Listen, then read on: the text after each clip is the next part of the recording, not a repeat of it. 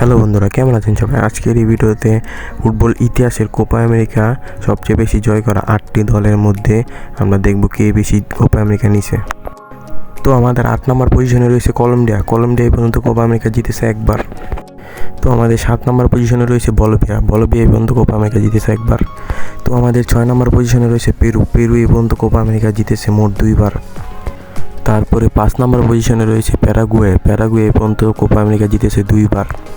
Number পজিশনে রয়েছে chilli এই পর্যন্ত কোপা আমেরিকা জিতেছে মোট 2বার।